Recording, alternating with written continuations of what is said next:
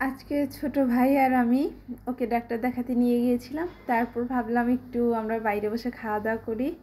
আর ও দেখছিল যে কি খাওয়া যায়, কারণ একদম সন্ধ্যার মুহূর্তে আমরা চলে এসেছিলাম।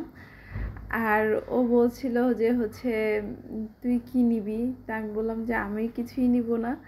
আর এই যে দেখো আমার গেট আপ কতটা সিম্পল ছিল। তুই আমার আগে খাওয়া শুরু করে দিছিস।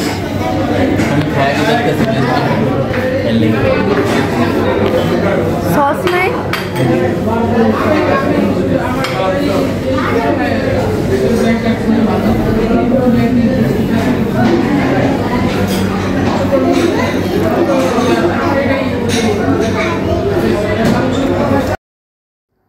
তারপর আমরা দুজন বেশ মজাদার খাওয়া দাওয়া করলাম।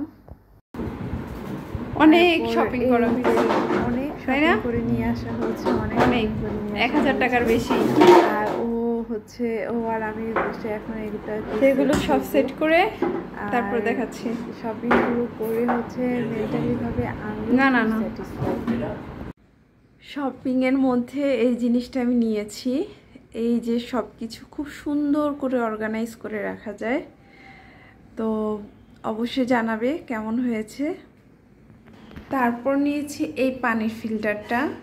এখানে নিচে সব আমার কফি, তারপর মধু, তারপরে পানির পটগুলো সুন্দর করে রাখা যায়। আর এটা আমি এই কলটা এপাশে ঘুরিয়ে দিয়েছি, কারণ এপাশে ঘুরিয়ে দিলে চেয়ারে বসতে প্রবলেম হবে বা যে কোনো সময় কলটা ভেঙে যেতে পারে। আগে এই টুলের উপরে ছিল। তো এটা আমি 3 পার্টটাই নিয়েছি, কিন্তু পরে দেখলাম যে আরেকটা পার্ট মানে থার্ড পার্টটাও লাগালে এটা এতটা উঁচু হয়ে যায় যে আমি পানি বসাতে মানে পানি ঢালতে পারবো না, খুব কষ্টকর হয়ে যাবে আমার জন্য। তাই এখানে 2 পার্টটা রেখেছি। একটা পার্ট আমি এখানে কাজে লাগিয়েছি। এই যে উপরেই রাখতে পারছি। এই যে রজনীগন্ধা ফুল, স্মেলটা খুবই ভালো লাগে আর খুব পছন্দেরও। বেলি ফুল, রজনীগন্ধা আমার খুব পছন্দের।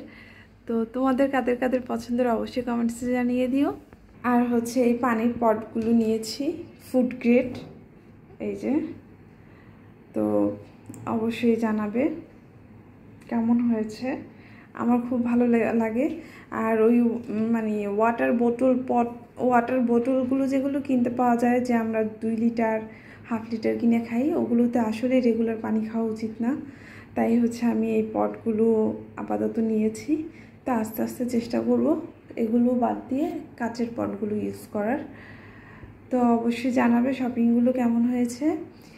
আর সবাই ভালো থাকো, সুস্থ থাকো। আজকের ব্লগটি এ পর্যন্তই।